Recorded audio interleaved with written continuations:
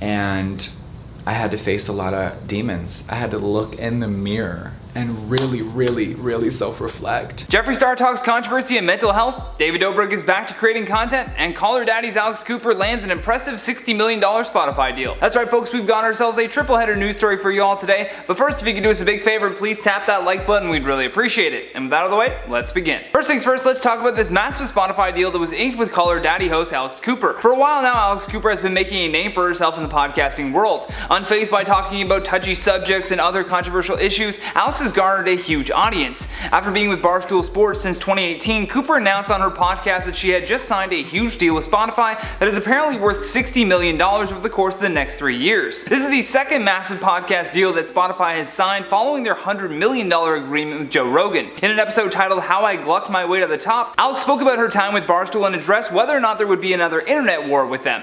In the podcast she said, "You all know about my infamous 3-year deal with Barstool. I talked about it a bunch, but what I didn't talk about, and what I couldn't talk about, is the past 3 months leading up to the end of my time at Barstool." She then highlighted that every business endeavor she embarked on was always cleared by Barstool founder Dave Portnoy, noting that she had the freedom to take meetings with the heads of the biggest podcast networks, and more often than not she was the only woman in the room negotiating these deals. Although in closing she said, "I always knew I was going to do something big in entertainment. I just knew whoever was going to be with me on that journey needed to fully buy into the vision I had. Barstool did it first, and then when I got on the phone with Spotify, it was love at first sight." Now in other news, we need to talk about the return of David Dobrik. After spending months away from social media, David Dobrik has returned with a brand new vlog that only vaguely mentioned the drama surrounding him. I wanted to get you guys something.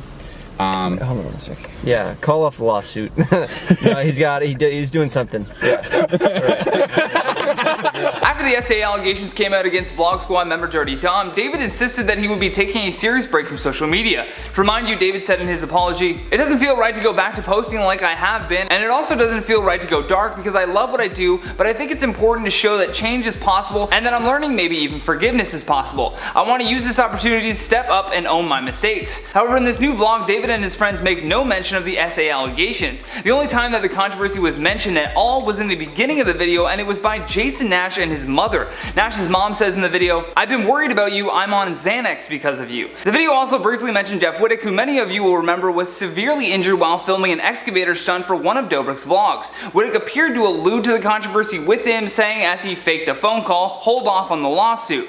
After flexing that he bought all of his friends a trip to Hawaii, the vlog ends unceremoniously with Jonah vomiting because he ate too much McDonald's. Now, if you knew nothing about the drama surrounding David over the last few months, then the vlog would be entertaining. Most people believe though that it was Trisha Paytas' frenemies drama that left Dobrik an opening to return and not be the most hated YouTuber on the platform. Despite the terrible things that he's done though, we would love to hear how you feel about him coming back to YouTube, so make sure you drop us a comment down below. And in our last bit of news, let's talk about Jeffree Star's most recent video about mental health. Jeffree Star is no stranger to controversy. He has notably been involved in a lot of drama over the past few years with just the beauty community alone, namely James Charles and Tati Westbrook. Then in early 2021, the influencer was involved in a serious rollover car accident resulting in him needing to wear a back brace. According to Star, all of these incidents led to him seeking therapy, and in his newest video he addressed his mental health, saying, "For the first time in my life at 35 years old, I am finally leaving California. I'm gonna sell this house. And I think I've said this a million times, but it really took it out of me," adding, "Me personally, for my mental health in the next chapter of my life and my journey, I need to step away. I really needed to do it for me. The decision was astronomically hard." Jeffree also claimed that even though he will be making Wyoming his permanent home,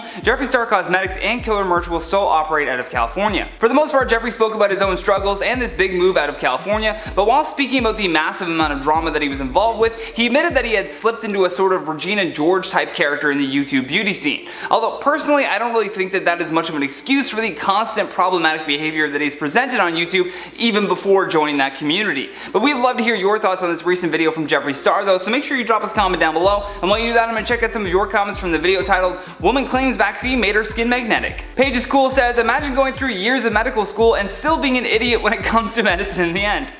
I mean, oof. Do you blame her or her school? I don't know. RJane17 says, "Since pennies are just copper plated these days, I was really hoping that Tenpenny would have used a penny to try to prove her point. Missed comedic opportunity." Yeah, that was certainly a missed opportunity indeed. Deborah says, "Excuse me, but since I had my second vaccine, I've been stuck to my fridge."